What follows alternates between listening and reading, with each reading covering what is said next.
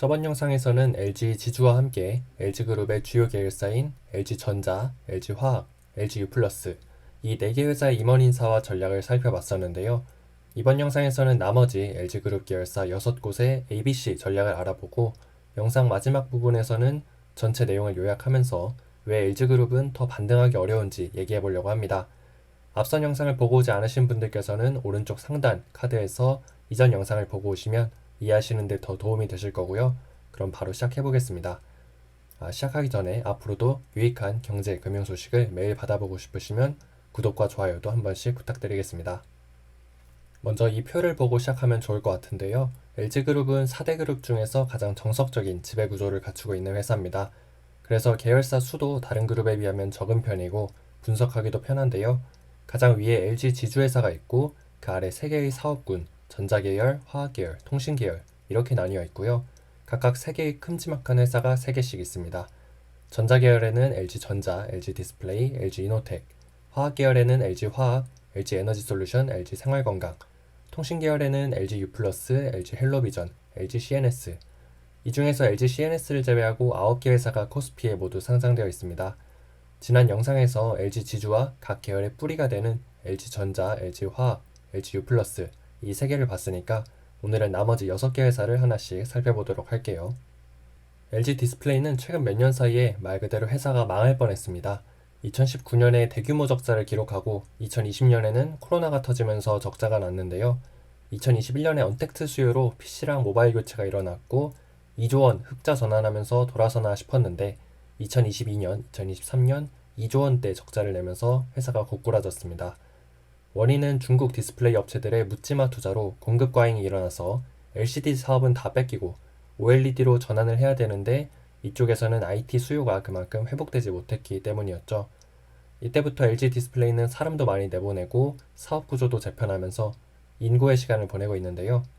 지난해 말에 LG 디스플레이를 살리기 위해서 낙점된 인물이 바로 LG 이노텍의 대표이사였던 정철동 사장이었습니다. 정철동 사장이 LG 디스플레이로 오고 나서 LCD 사업을 중국 CSOT한테 정리하고 OLED 사업으로 빠르게 전환하고 있는데요. 올해도 적자를 피할 수는 없을 것 같지만 예상으로는 한 3천억대 적자로 축소를 할 것 같고요. LG 디스플레이는 내년에 영업이 흑자 전환에 반드시 성공하겠다는 입장을 밝혔습니다. 아마 LCD 매각이 완료되고 OLED에서 수요가 좀 살아나면 흑자 전환은 어느 정도 가능할 것 같은데 아직 차입금이 14조 원대라서 마냥 안심할 수는 없는 상황이고요. LG 디스플레이가 완전히 살아나려면 PC랑 모바일 수요도 좋아져야겠지만 아예 새로운 시장이 열려야 할 텐데 2026년에 애플의 폴더블 아이폰이 나온다는 썰도 있고 이에 맞춰서 LG 디스플레이, 삼성 디스플레이도 폴더블 디스플레이를 준비하고 있는 것으로 알려져 있거든요. 그런데 개인적으로는 폴더블 스마트폰 시장 규모가 그렇게 클 것 같진 않고 차라리 자동차 쪽이나 메타버스 쪽에서 새로운 디스플레이 시장이 열리는 게 더 빠를 것으로 생각이 됩니다. LG 디스플레이까지 살리는 데 성공하면 이 정철동 사장도 부회장으로 승진할 가능성이 매우 높아질 거고요. 다음으로 LG 이노텍은 전자제품에 들어가는 부품을 만드는 회사인데요. 사실상 애플 아이폰에 들어가는 카메라 모듈에 대부분 의존하는 회사입니다. LG 디스플레이랑 다르게 LG 이노텍은 최근 몇 년 동안 매출액과 영업이익이 빠르게 상승하고 있었는데요. 하지만 최근 2023년에는 매출액 성장률이 둔화되기도 했고 영업이익은 전년 동기 대비해서 감소했습니다. 그리고 2024년과 2025년에는 거의 2023년과 비슷하게 나올 것으로 예상되고 있는데요. 그러면 왜 LG이노텍이 성장을 멈췄냐? 그건 바로 애플 때문입니다. 애플의 아이폰도 이제 교체 주기도 길어지고 예전만큼 잘 안 팔리면서 LG이노텍의 성장세도 꺾이기 시작한 겁니다. 2016년에는 애플 의존도가 30%대 수준이었는데 이게 2022년에는 80%대까지 올라갔다 하는데요. 애플과 함께 올라간 만큼 애플이 흔들리면 LG이노텍은 더 크게 흔들릴 수밖에 없는 구조입니다. 그래서 LG이노텍도 주요 고객사 의존도를 줄이겠다는 걸 목표로 제시했는데요. 고객 원툴, 제품 원툴 구조를 탈피하기 위해서 신사업을 키우는 데 주력하고 있습니다. 대표적인 게 반도체 기판이랑 차량용 부품인데요.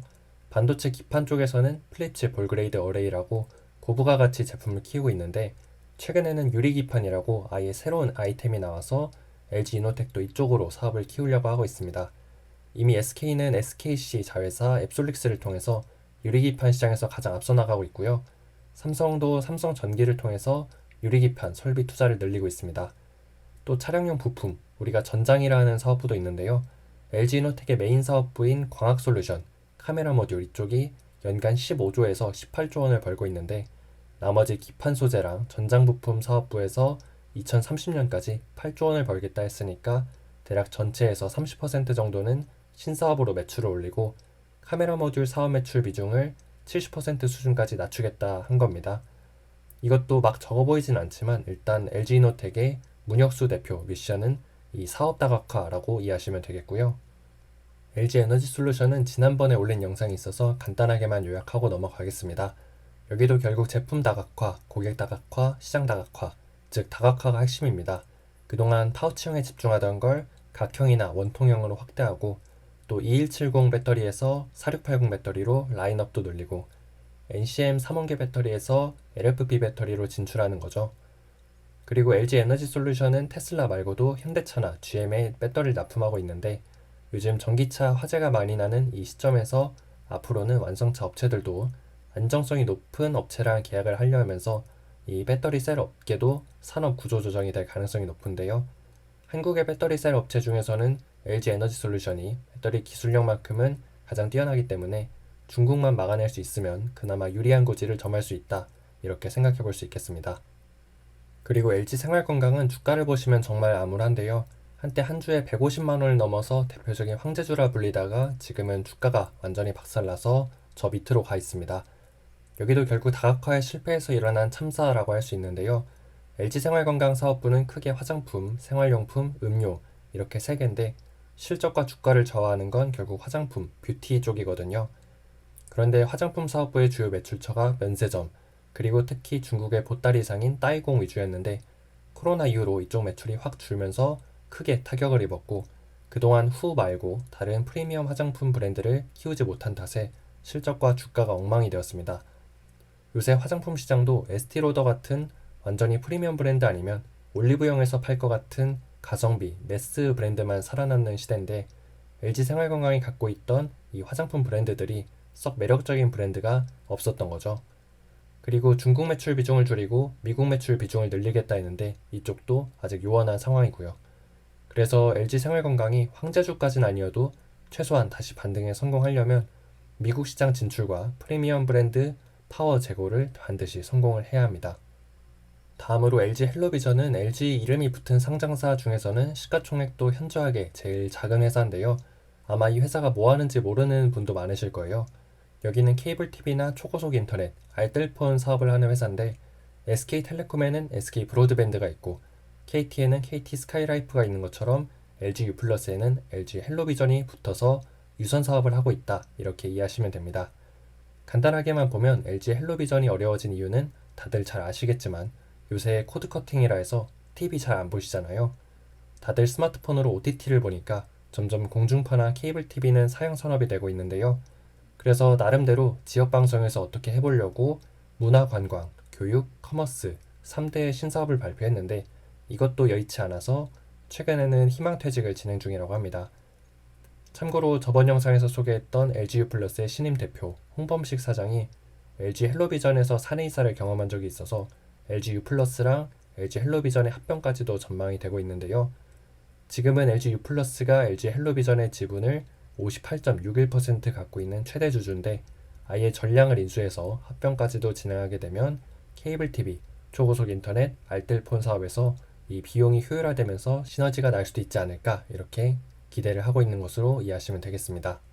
마지막으로 LG CNS는 유일하게 LG그룹 주요 계열사 중에서 비상장사인데요. 아마 내년 상반기 중에 IPO 시장에서 대거로 나올 것 같습니다. LG CNS는 SI 업체라고 쉽게 말하면 삼성 SDS나 SK CNC처럼 회사에서 쓰는 시스템을 구축하고 관리하는 회사, 옛날 말로 하면 전산을 담당하는 회사라고 보면 되는데요. 요새는 전산이란 말보다 DT나 DX라는 말을 많이 쓰죠. 2022년 말부터 대표이사를 맡은 현신균 사장이 이번에 부사장에서 승진을 했는데 그동안 AI를 기반으로 클라우드, 사이버 보안, 스마트 팩토리 이런 신사업을 성공시키면서 수익성도 좋아졌고 고객사도 LG그룹사 외로 다각화하는 데 성공했다고 합니다. 이러한 공로를 인정받아서 이번에 승진을 했는데 그 다음 목표는 내년도에 있을 상장이 될 것 같고 장 외에서는 10조 원 이상으로 거래되고 있다 합니다. 제 생각으로는 삼성 SDS가 올해 예상 매출 14조 원에 영업이익 9,500억 원 정도인데 시가총액이 11조 원 정도 되니까 올해 예상 매출이 5조 5천억 원에 영업이익 4,500억 원 정도 예상되는 LG CNS는 그것보다는 작은 5조에서 7조 원 사이가 적당한 밸류가 아닐까 싶고요. 지금 이미 상장 예비 심사가 진행 중이라서 빠르면 내년 초에 상장할 것으로 예상되니까 공모주 투자에 관심이 있으신 분들이라면 LG CNS를 눈여겨보시는 것도 좋을 것 같습니다. 자, 이렇게 지난 영상부터 이번 영상까지 LG그룹의 계열사 10곳을 총정리해봤는데요. 쭉 보시면서 어떤 생각이 드셨나요? 일부 계열사는 잘하는 것도 있지만 전체적으로 그룹의 성장성이 아주 크게 기대되지가 않는 상황입니다. 특히 LG그룹을 이끌어 나가고 있던 양대 축인 LG전자와 LG화학이 삼성전자, 현대자동차, SK하이닉스 같은 다른 4대 기업 주요 회사만큼 덩치가 크지 않다 보니까 그룹 전체의 사이즈도 커지기가 힘든 상황인데요. 그나마 LG에너지솔루션이 2022년에 거의 시가총액 100조 원대로 상장해서 이 상장사 기업 가치로는 꽤 높은 편인데 LG에너지솔루션도 사실 지금 돈을 제대로 못 벌고 있는 상태잖아요.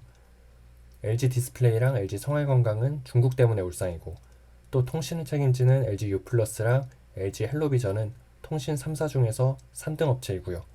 그나마 LG이노텍이랑 LGCNS는 잘하고 있는데 그룹 전체를 끌어올리기에는 분명 한계가 있는 산업입니다.